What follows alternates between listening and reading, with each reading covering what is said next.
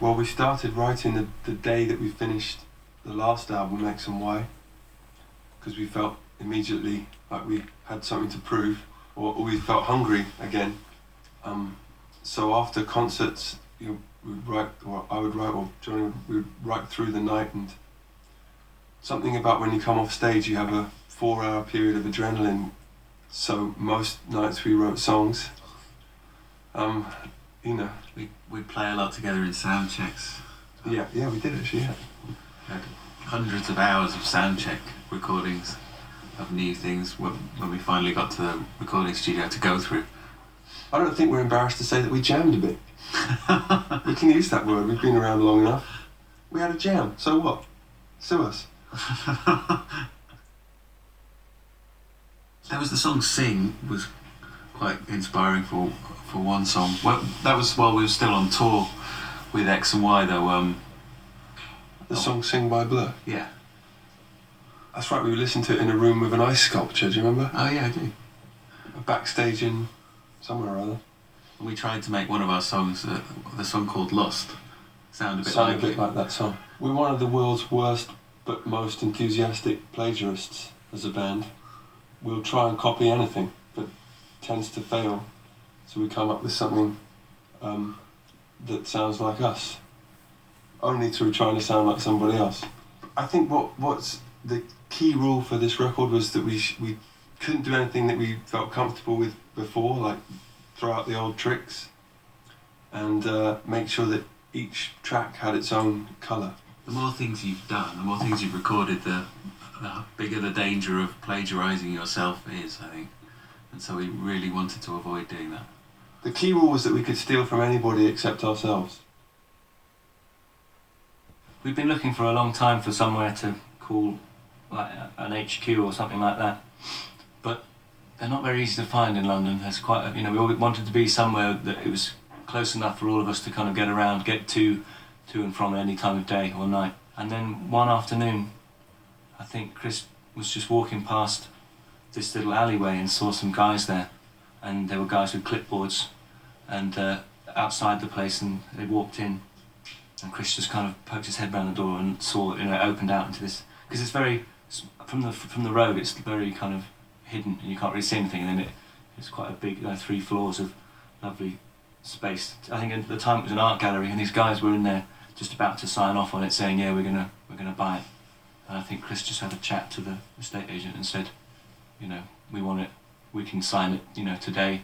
They weren't very decisive, the other people, so we just kind of snuck in and went for it. And I think we didn't, he didn't want to sell it to us, but we just love it. It's the best place.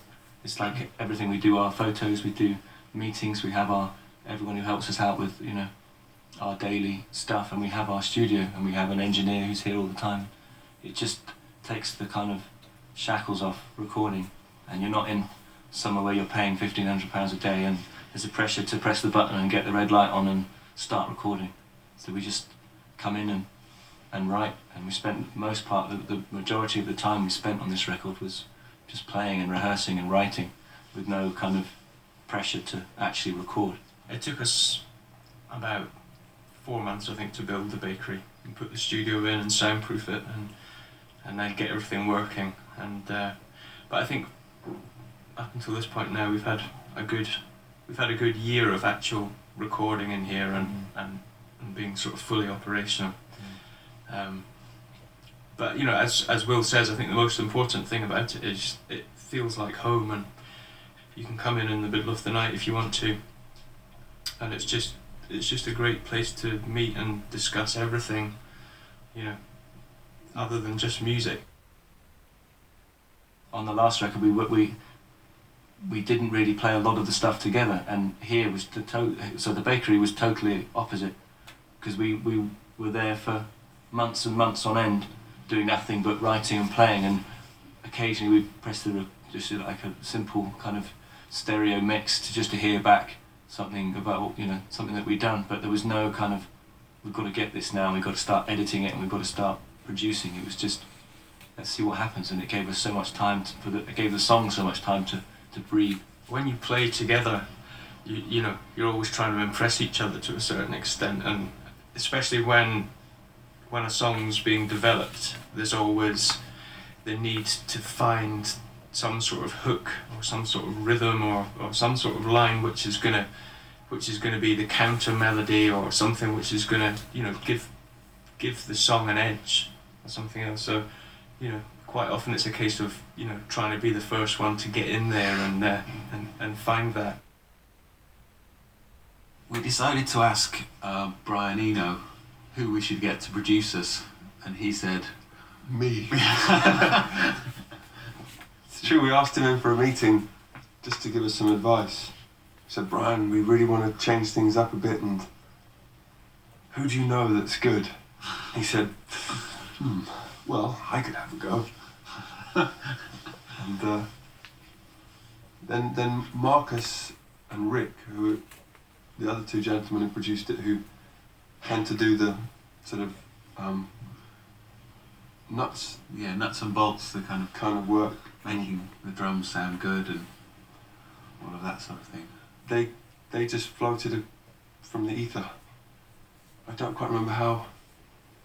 Marcus was recommended by the Arcade Fire, and Rick We've known for a long time. Yeah, since we did A Rush of Blood to the Head. We've known Rick since he was 6, when he engineered Rush of Blood to the Head. One of the biggest things that I've certainly learned, and I think we would probably all agree with, is it's always the ideas that you're least interested in which become the best things, and ultimately sometimes the ideas which you place your most hopes in, which are sometimes, you know, more disappointing. And I think that's something that Brian Eno really made us see, was that any seed of an idea, no matter how small it is, can turn into something, you know, very impressive. Brian brought a great enthusiasm for new ways of doing things, for making us play live, for making us play together all the time, getting everybody involved. He's sort of just really enthusiastic about music, and he made us excited about recording again, I think. He's very good at knowing how to bring in something. It's like every day with Brian is like show and tell, you know that thing? So he'll bring in something for you to hear or see or look at, that somehow, or he brought in a hypnotist one day. It's, you know, it is a bit like school with him, because we regarded him as a teacher. So, you know, we would all come in and wait to see what he was gonna... What Sir says. What Sir says, yeah, exactly. I think the key thing Brian brought as well was that he made us feel liberated. We didn't feel like any burden of expectation or any burden of our past or our future even. That was really nice. We didn't feel like Coldplay. And hence that's why it's probably the first Coldplay album it's okay to like, you know? Because we're not under the shackles of being in Coldplay. Do you know what I mean? You know, so it just makes you unafraid to try something that may at first seem in really bad taste or really stupid. Now the reason why we have other producers, have Marcus and Rick, is because when Brian and us got to a place which we thought was exciting, then Marcus and Rick have to actually make it sound good and make sure that we're playing it as well as we can. So that it's kind of good cop, bad cop situation. Which is, you know, unfortunate for Marcus particularly, because I think we're all a little shell-shocked still from having worked with him, Marcus Dravs, because he's really the guy that, do it again, do it again, do it again. Not good enough, not good enough. And eventually after 8 months of him saying that, we asked him to leave. Because we couldn't, it was never going to be good enough. But he was like a drill sergeant in the best of ways. And without him we would have nothing to show for anything.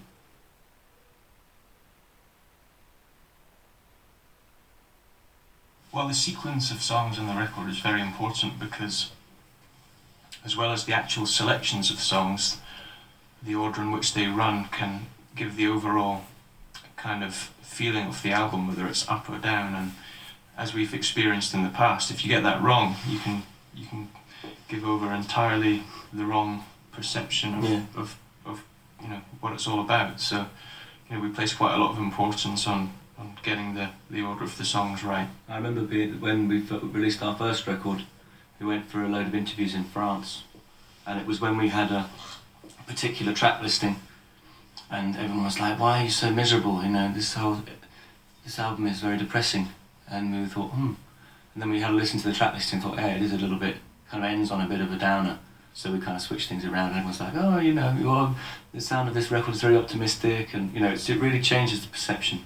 So it has to be a coherent journey, but it also, you know, you have to really think very hard about I think that, you know, the beginning and the end are so important, and if you get the tone of them wrong, it really changes the record. Chris always has a very strong idea of where he wants things in his head, and then we all have to kind of agree. But there are certain things that are, you know, fairly unanimous, and then it was just, we have these movable pieces of paper that you kind of switch around, and we each wrote a potential list and then a potential order, and then we just kind of work it out.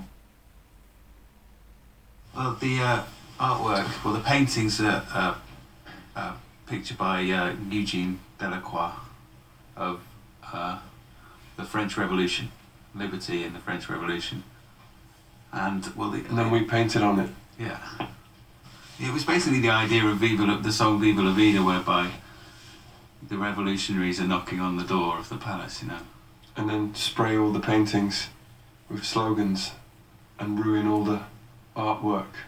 Well, there was that looting, wasn't there, in Iraq? Maybe it came from there. Also in Wind in the Willows, just to take it, when the weasels take over Toad Hall. So it's about Iraq and also Kenneth Grahame's Wind in the Willows. But the title, let's talk about the title, because the title is important. The title of the album, which is Viva la Vida, or Death and All His Friends, is an odd one, and none of us are quite sure why it's called that, except that that's just what it has to be called. Right? Yeah. Viva la Vida was a Frida Kahlo painting. And the sort of choice element is like the film Dr. Strangelove, or something about a bomb. Learn to love, stop caring and learn to love the bomb. So that was its inspiration. We like the idea that you can listen to it or not listen to it and then decide what it's called. A bit like those books where you can choose the ending. We wanted people to be a bit more free with our music. That's why there's about 3 different ways you can end the album, depending on which tracks you select and fast forward to. And there's 2 different titles, so if you want to make it a sad album, you can call it Death and All His Friends and skip certain songs, and if you want it to be a very uplifting album, you don't skip certain songs and you call it Viva la Vida.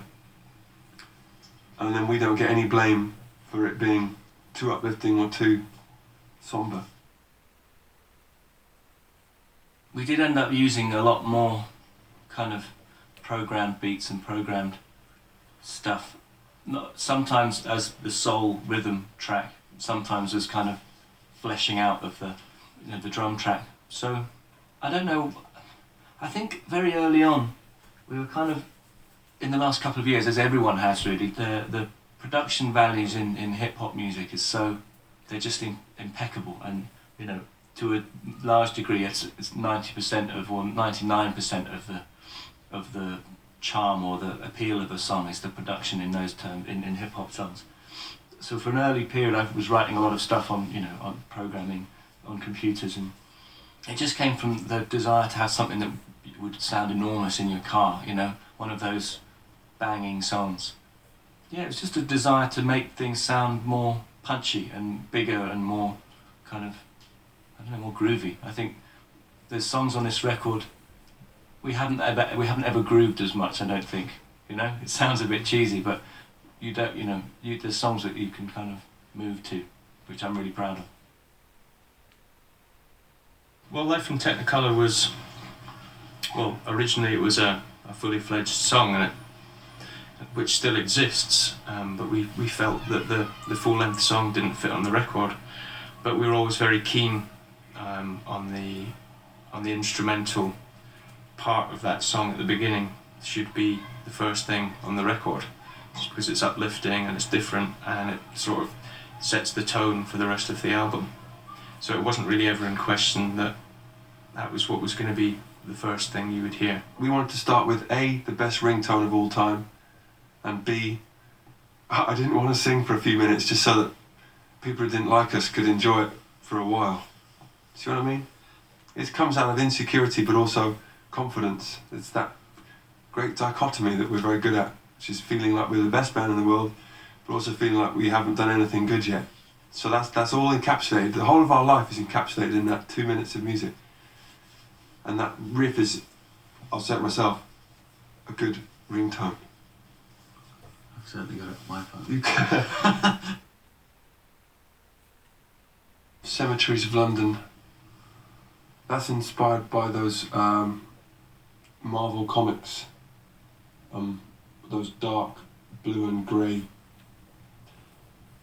stories about ghosts and creatures, and it was inspired by trying to work out whether people really used to burn and drown witches in the olden days. And so we did this research about witch drowning, and that's where that song came out of, although the lines about drowning witches never, I don't think they made it, did they? No, they didn't make it. I know, it's our attempt at Thriller, really. Well, when I think of Cemeteries of London, I definitely get an old London sort of Dickensian type black and white scene with lots of fog and kind of dark figures Top coming hats in and out of it. It's a very visual song actually, and it sort of stirs up quite specific imagery. Yeah, I think what I remember Chris talking about, like, it reminds me of a graphic novel, just like one of those weird kind of old-fashioned, it's set in the 1800s or something, with lots of weird dark shapes and top hats and moustaches. Marcus and Will were trying to sort of get, because it it started kind of quite a regular 3/4 tempo, and Will was trying to get cross rhythms going. For me, it's a folk song in its structure and the bare bones of the song. When Chris first played it, it was just an acoustic guitar, 3/4, kind of quite jangly and strummy, and it has that kind of repeating the last line, which is quite common in a lot of folk songs. In that respect, it doesn't really have a chorus. The chorus is just one line, really. So I felt like, and it's actually with Marcus Dravs, we felt like there was something, we need to try and push it off balance a bit. And Marcus had an idea of trying to make it like an old dance hall song, that kind of boom, boom, boom, boom, and trying to make it a little more edgy. And we tried out few different kind of ways of doing that. But yeah, I think I'm very pleased with the way that turned out, because it was something that I was left alone to do. I would be happy just listening to the rhythm on that, you know. It's one of those really, for someone who's for a drummer, it's great to have something to work with like that, which is just so interesting and has so many ways you can take it.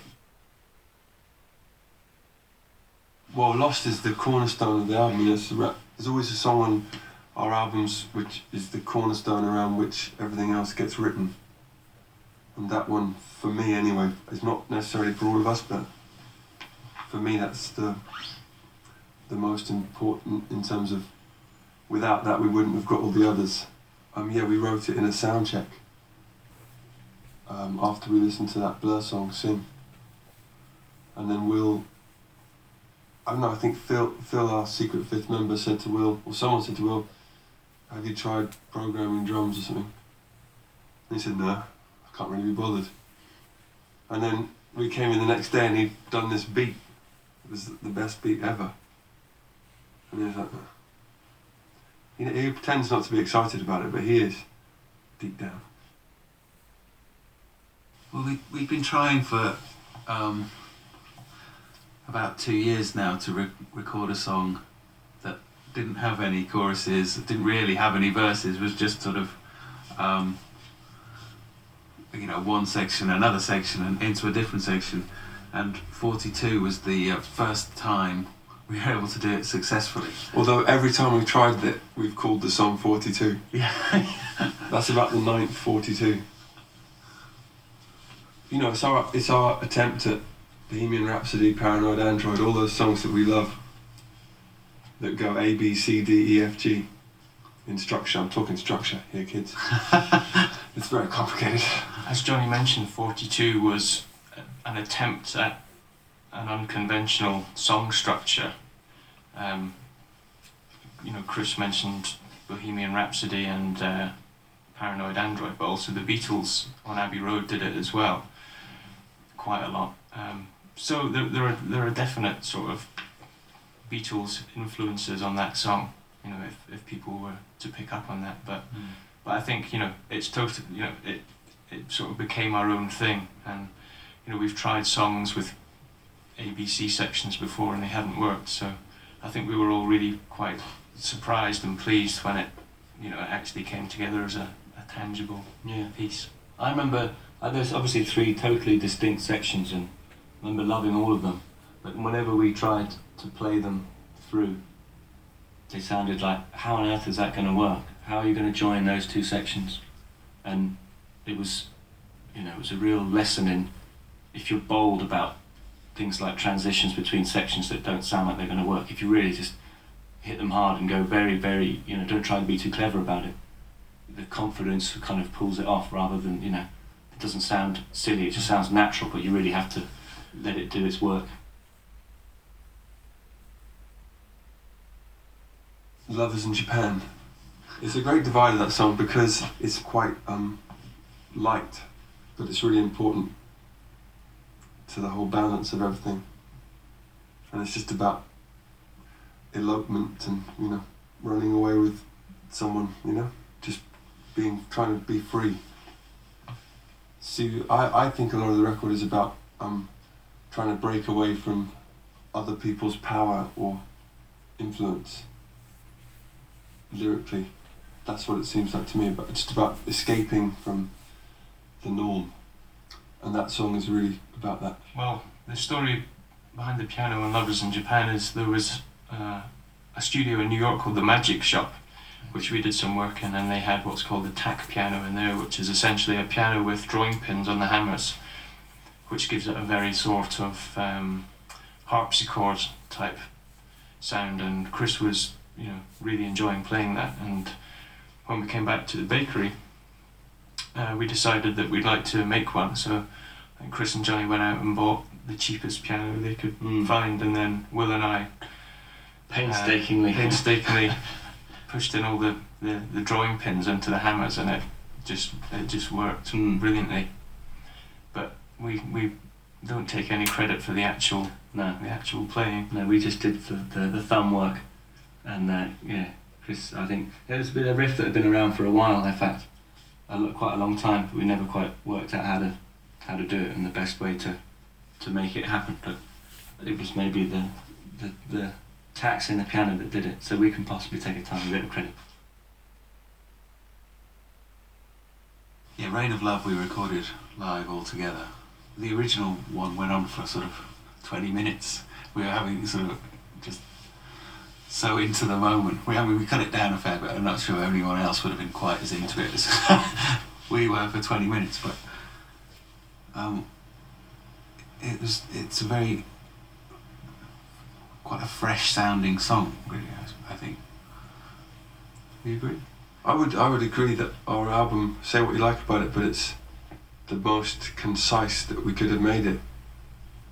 So even if you don't like it, just be grateful that it isn't longer, because we spent a long time making things as short as they could be, and that one is the most well edited. Yeah, good 17 minutes. I think that should win an award for best editing. I like the idea of we like the idea of having a short, not many titles. I think the idea that it's the shortest album, but not the densest, but the most. It has more ideas, you know, perhaps than before, and that's what we wanted to get across. And I think perhaps as a result of the last record feeling like maybe there was a couple of tracks too many, we wanted to keep it as short as possible but with as little, you know, as many ideas. But if you get the gist of the idea, then that's enough, you know. You don't need to kind of hammer it into people's brains. It's all about kind of as many colours as possible and no fat. I think Reign of Love was it was really born in the bakery as far as I remember, and to me it reminds me of like an old hymn or something that you might, you know, sing in a chapel, or, you know, it's got very traditional kind of chord changes, which was something that we'd, you know, never really explored before. So there's an amazing sort of inherent beauty in all of those old hymns, you know, whether you're a religious person or not. And so I think we sort of latched onto this idea, which we hadn't really discovered before. And I think that's what really makes it different. The idea for Yes came from a Velvet Underground song, and it's very obviously inspired by Velvet Underground, but that's where the tuning came from. But I'm only doing myself a disservice here. Not a disservice, I'm only being honest about myself. I don't know where your stuff came from. I don't know, I just tried to play along, really.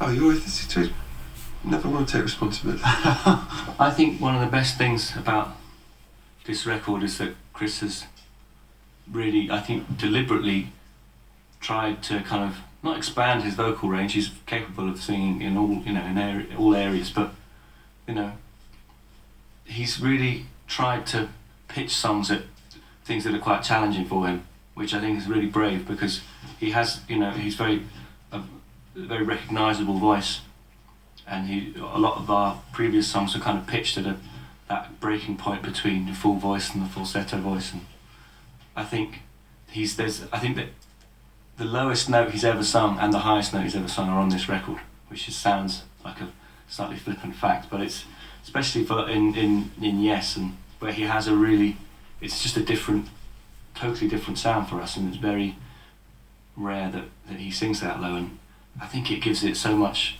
it makes it kind of jump out of the album for me, because it's so unfamiliar, and it's very subdued and very kind of sultry, but it's kind of exciting for that. It's got swagger. I feel like we've really focused on groove, and it's a word that sounds stupid in kind of non-musical context, but in terms of, it's not necessarily about the intricacy of the drum parts or the rhythms or anything. It's just got a feel, you know, kind of a feel that has. Well, the thing about, you know, groove is it's a minute timing difference which makes, you know, a whole world of difference, and I think we've captured it really well on a couple of songs, especially. Yes. It's very sexy. That's why I like that song, because it's about boobs and everything like that. You know? But it's written for another character. I'm just pretending to be someone else in that. The last album was like a enormous multi-pack of Weetabix. Very tasty if you like Weetabix, but even the biggest fan of Weetabix tires after the 19th packet. This is more a sort of Alpen muesli kind of affair. A little smaller, but Fruit, nuts, oats. grains, oats. No added sugar. Wouldn't you say that's a good... Yeah, that's a good analogy. I would make a lot of analogies with that. That's one of your better ones. It's one of my better ones. Chinese Sleep Chimes is Brian's favourite song, and Guy's favourite song, I believe, and Will's least favourite. So what's great about each song is that someone likes it and someone hates it. And I'm sure that will be echoed across the musical world. It is Chris singing on Chinese Sleep Chant, but it's drenched in vocal effects and kind of backwards and all kinds of weird and kind of wonderful vocal treatments. And that was something that Brian was keen on is trying to make the voice sound different, because Chris has a very recognisable voice and a beautiful voice, but it's always, the treatment of it on our records has always been fairly similar, and the idea of having some different, slightly more characterful treatments of his voice was something that we really wanted to do, especially because a lot of the songs are written about a character, you know, so they have an identity of their own, which is, I think, really important. It's not a stripped down version of a full song or anything like that. That's exactly how it was from its inception, really.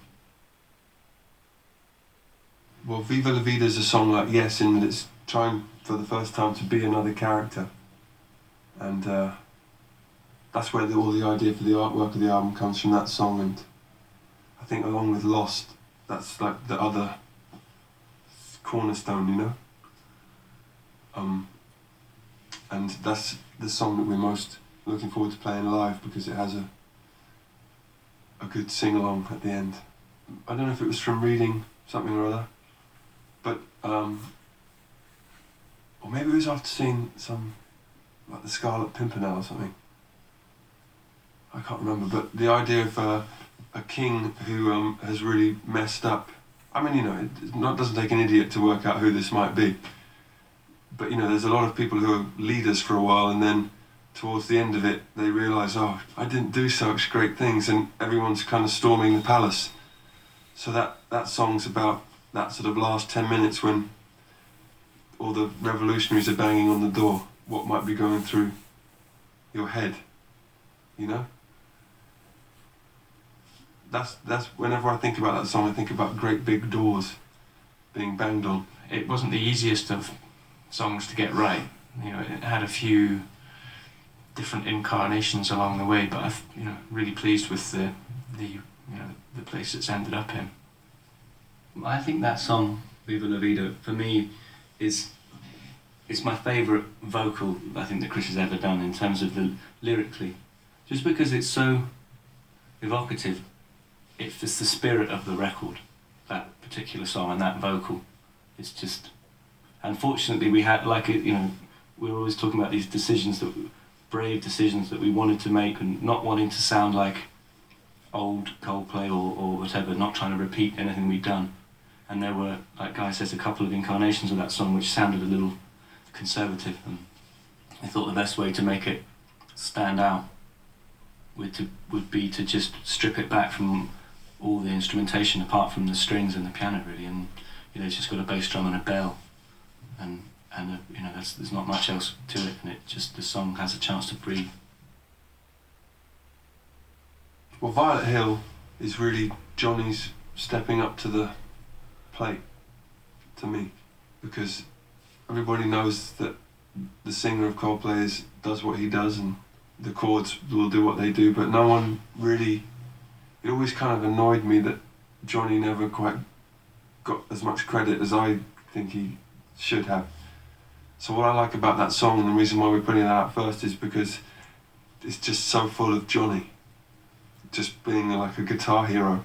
I got this old guitar synthesizer, which probably was used by Brian May, the kind of thing, in like 1972, and it just sounded so raw, and I had to use it on something, and this was the perfect song to use it. And it's our first attempt at a protest song, all these kind of things. I'm always angry, so I probably am angry in it. That's about working for someone you don't like at all. Carnival of Idiots, you know? And there's another song about wanting to escape it, and so it says, if you love me, let me know, you know, like, if you love me, let's get out of here. But then it could be the Carnival of Idiots saying, if you love me, let me know. Who knows what it's about? I don't. It just came out like that. I think Violet Hill is a good illustration of one area, one of many colours, and if people hopefully appreciate that it is slightly different to things we've done before, then that will set up a precedent for the rest of the record, which I hope, you know, I believe that it certainly has more depth and more colour to it than we have before. We always knew we wanted that song to be the first thing people heard. How it's termed and how it's categorised is, you know, we would say it's something different. we really don't want to do the whole thing of singles, and it's all. We like to think of it as just a giveaway. It's our first giveaway. But everybody agreed that it should be the first piece of music anyone heard because, like we said earlier, it's very much a Johnny fest. And it's a good air guitar song. It's a good indicator of our new mentality, not necessarily our new sound, because we're trying lots of different sounds. But it's a good indicator that we're moving into different areas. Strawberry Swing was a song that he played me years ago, I think. Yeah. Almost. Well, no. A couple of years ago, certainly. Just right at the beginning of the whole writing, yeah. Yeah, but then we'd sort of forgotten about. I hadn't forgotten about it. Well, we sort of left it, didn't we? We thought, well, we'll do these others. Well, Will didn't like it, let's face it. And then he changed his mind and then we were allowed to do it. I have this terrible reputation for being the one who kind of poo-poos everything, but There's an element of truth. I'm sure there is. But I have to say, on a handful of occasions I've been very wrong about songs, and often it is more to do with the fact that I don't feel like I've got anything good going on in it. And that was the case for Strawberry Swing for a long time. I couldn't see where it was going rhythmically, and fortunately Chris was really persistent about this. We found this old drum loop that was from a sound check we'd done a couple of years ago, and we just kind of chopped it up and beefed it up a bit, and that was enough to kind of to really change your perception of the song. And I'm happy to admit that I was wrong about it, and I'm very glad about the fact that that everyone else was so persistent, and it kind of came through to be a fantastic part of the album. It wasn't painless to get it going, but it was quite nice because it was one of those nice surprises at the end, in the same way as 42 was, really. Yeah. And for me, it's just, it's a really important song on the record, and it's a really good sort of finishing song. Although it's not the ultimate, it's not the last song on the record. I just think it's just a nice note to finish up on. Strawberry Swing is the beginning of the end of the album, and it's the beginning of the everything's okay kind of part. So we like it because it's very warm, and when all the noise about how much we've changed, and how much we're experimenting, and how much this, and how much we sound like this person, when all that is over in about 3 months, then it'll just be left with which songs are people going to like. And I think that Strawberry Swing will be a lot of people's favourite song. And I like it because it's warm, and it's it's positive, and all the things that we shouldn't admit to being are in that song, because it's all saved by Will. When Will doesn't like something, it tends to be because he hasn't come up with something brilliant on it yet. And as soon as he does, then he turns into not his favourite, but... So that song was Waiting, it was a conventional ballad, and then we came up with this guitar thing, but also Will started doing weird rhythms on it, and then we all prick up our ears, because we don't want to hear the same beats or chord changes that we did 4 years ago. Yeah, like I said, the last few songs are just all the positives come at the end. And the overwhelming message of the album is in that last bit of Death and All His Friends. It's like a rallying call to acknowledge all the struggles we have and people have, but then just to say, well, we'll just get on with it then. Brian was the biggest advocate of that song. When we were working on it, he immediately jumped on it and said, we have to finish this, we have to finish this. And I think we worked on it for a while, and then it was buried a little bit, and then we decided to resurrect it. And from what I remember, we did record it very live in this room, and we chose the best take, so it wasn't really overthought, or there was no sort of scissor work involved in it from what I remember. So in that Apart sense, from the very beginning, which is it's kind of the very there's a quiet bit at the beginning with just Chris and Johnny on the piano and a guitar and singing, and it originally was called School, I think, and it was an intro to another song called Rainy Day. and then it just seemed they were in the same key, and it was a really lovely beginning to a song, and we thought we'd try squeezing them together, and it actually ended up really working. But it was in kind of in two sections, not quite from start to finish. We're not really capable of playing songs from start to finish. Some of it was recorded in Barcelona. Some of it up the road. And It was internationally recorded. And the one bit of it was recorded 8 months before the other bit. a bit here. A bit here, a bit there. Oh, you mean actually a bit here? Yeah. Oh, I see. Escapist was written for a film, and it's by somebody else, you know. We're singing someone else's song. You know, I think it's important to have a variety of writers on an album in terms of the raw song underneath. So we work with this guy John Hopkins, who's a young wizard of music who Brian introduced us to, who we've done a lot of work with since, and who we love. And he paid us this track, I don't know what it was called, and then we said, oh, can we have it? And he said, for a fee. So he wrote that piece of music, and we thought it was right to start and finish our album. John Hopkins was a guy that Brian brought in to help us out on some keyboard sounds and some various piano bits. And he played us this song one day that he'd written, and we instantly felt it was, you know, just incredible, and it didn't have any vocals on it, and it was about 9 or 10 minutes long. But we listened to it over and over again, and it was wonderful. And then Chris, I think late one night, Chris wrote a vocal part on it and asked John if he could, if we could kind of appropriate it. And he was very kind and said yes. But then the film company had approached us they wanted to use a new song for a film called The Escapist, which was about a prison break, and it's actually coming out, I think, this summer. And it just features right at the very end of it, at a very opportune moment. But it's unlike anything we've ever had on our record before, but by virtue of the fact that it wasn't actually written by us, or 99% of it wasn't, which I think, like Chris said earlier, it's a good thing, you know. Starting from somewhere else will always end you up in a different place.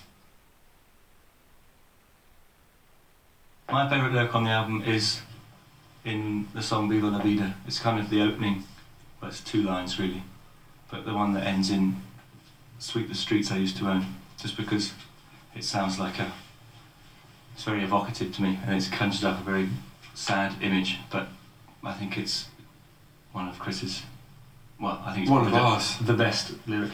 That's the best, my favourite vocal performance. Also, it harks back to when me and Johnny were cleaners of the building we used to live in. You didn't own it though, did you? Didn't own it technically, but, Do now. but sweep the streets I used to rent during term time doesn't sound as catchy. No.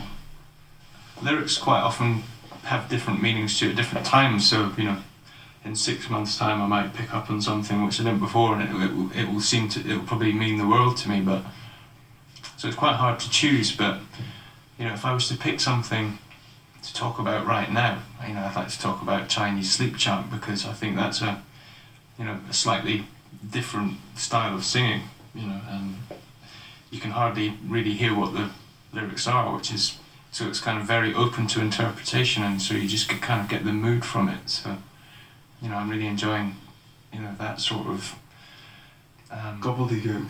Well, it is. You know, it can be whatever you want it to be. Yeah, my favourite line is, really because, it's the opening of Violet Hill, because that line got our band together, because Chris wrote that in about... We wrote that one line in 1997, Yeah. Really? and then the other 50 lines came in 2007. I don't know, I don't have any opinion on the lyrics. I do think that we've got good or better lyrics on some songs. I like where they've gone, but I don't have a favourite. I would say that Guy and myself and Johnny are all on the top of our game in terms of what we're doing, but people have kind of they might be a bit used to that, but Will's drumming is twice as good as he or anyone else has ever done. And that's really what saves the whole album. You can listen to our album purely for the drums, because they're really great. And I'm free to say that because I don't play the drums or the beats. So rhythmically, we're twice as good as we've ever been. I think the way that the live show will go, I think the more songs you have, and the more material you have to choose from, the harder it is to be ruthless and to keep your quality control very high. It's very easy to just go, oh, we'll just do that, slip in the kind of the big whatever song, a big song off the first one, big song off the second one. I think it makes it harder, but I'm really looking forward to. It's a great decision when you decide what songs you can afford not to play. It makes you feel good about the songs that you have. And I'm looking forward to choosing the songs which we refuse to play on this next record. That's such a Will answer. But it's good though. So the way we'll put our set together is by Will writing a not set list. Whatever's He'll write a list of what he doesn't want to play, and we'll be left with about 4 songs.